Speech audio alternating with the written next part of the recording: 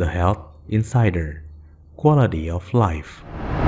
Hai Insiders, bulan Agustus tahun 2023 menjadi bukti bahwa Indonesia sedang tidak baik-baik saja. Seluruh warga DKI Jakarta dihimbau untuk mengenakan masker dan bekerja di rumah kembali. Namun bukan karena COVID-19, melainkan polusi udara yang semakin memburuk. Sebelumnya, Kementerian Lingkungan Hidup dan Kehutanan KLHK menyebut sumber polusi udara di Jakarta 44% berasal dari transportasi, 25% industri energi, manufaktur 10%, dan perumahan 14%. Kali ini kita akan membahas penyakit yang dipicu oleh polusi udara. Simak video ini sampai habis. Angka harapan hidup suatu negara dipengaruhi oleh banyak faktor dan salah satunya adalah keadaan lingkungan. Pada pertengahan Agustus, Jakarta kian menjadi omongan banyak orang karena kualitas udaranya yang semakin memburuk. Menurut studi yang diterbitkan oleh Energy Policy Institute atau EPIC, University of Chicago, selama 10 tahun terakhir terjadi peningkatan polutan halus di udara di Jakarta dan sekitarnya mencapai 30%. Dengan kondisi tersebut, lembaga ini memperkirakan angka harapan hidup warga Jakarta dan sekitarnya bisa berkurang hingga 2,6 tahun dibandingkan dengan populasi yang terpapar udara PM 2,5 dari WHO.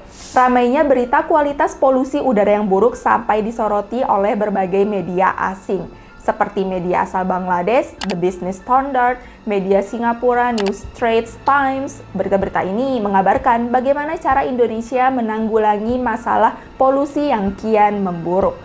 Situs pemantau kualitas udara IQ Air mencatat kualitas udara Jakarta pada Senin 14 Agustus 2023 lalu dengan indeks kualitas udara 152 atau masuk kategori yang tidak baik untuk kelompok sensitif. Jakarta menjadi kota dengan kualitas udara terburuk kedua di dunia setelah Dubai, Uni Emirat Arab yang memiliki IQ Air 156. Hal ini menggambarkan bahwa polusi udara yang buruk membuat kekhawatiran kita semua, karena semakin buruknya kualitas udara yang kita hirup sehari-hari, semakin rentan kita terkena ancaman penyakit mematikan. Berikut penyakit yang disebabkan oleh polusi udara. Yang pertama, ada infeksi saluran pernapasan akut atau disingkat menjadi ISPA. Infeksi saluran pernafasan akut merupakan penyakit yang menyebabkan peradangan pada saluran pernafasan manusia. Menurut WHO, ISPA merupakan penyebab utama kematian akibat penyakit menular di seluruh dunia. Salah satu penyebab ISPA adalah buruknya kualitas udara, termasuk polusi. Biasanya, ISPA menimbulkan gejala batuk, demam, sakit kepala, hidung tersumbat, sakit tenggorokan, dan kesulitan bernafas. Menurut Tempo.co, total kasus ISPA yang ada di Indonesia sebanyak 9.709 kasus. Yang kedua, ada penyakit kardiovaskular. Polusi udara merupakan masalah kesehatan masyarakat dan beban global. Menurut WHO, diperkirakan 7 juta orang meninggal setiap tahun akibat paparan partikel di udara yang tercemar.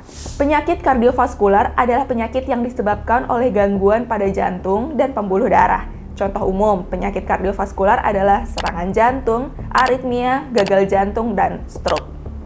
Yang ketiga, kanker paru-paru.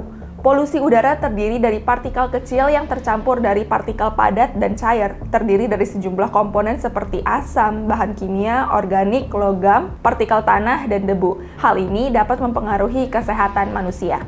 Badan Internasional untuk Penelitian Kanker Kesehatan Dunia melihat bahwa partikel-partikel itu menyebabkan kanker paru-paru. Nah, dari semua penyakit yang saya sebutkan tadi, polusi udara yang pasti akan meningkatkan kematian dini warganya. Masalah pencemaran udara yang tidak menjadi prioritas pemerintah ternyata berdampak serius bagi kesehatan dan perekonomian masyarakat. Dampak tersebut disebabkan oleh zat berbahaya pada polusi udara yang dihirup dalam jangka panjang maupun jangka pendek. Ada beberapa zat berbahaya pada polusi udara seperti karbon monoksida, nitrogen dioksida, partikel padat dan cair meliputi sulfat, nitrat, dan bahan kimia organik, lalu ozon, sulfur dioksida, dan timbal. Semua zat berbahaya itu berdampak terhadap kesehatan. Mulai sekarang, untuk mengurangi resiko paparan zat berbahaya pada polusi udara, disarankan untuk memperhatikan indeks kualitas udara di sekitarnya. Jika indeks kualitas udara rendah atau merah, batasi aktivitas di area tersebut. Tetap menjaga kesehatan, kurangi aktivitas di luar ruangan, konsumsi makanan yang mengandung antioksidan seperti buah dan sayur, dan yang pasti selalu gunakan masker saat beraktivitas di luar ruangan.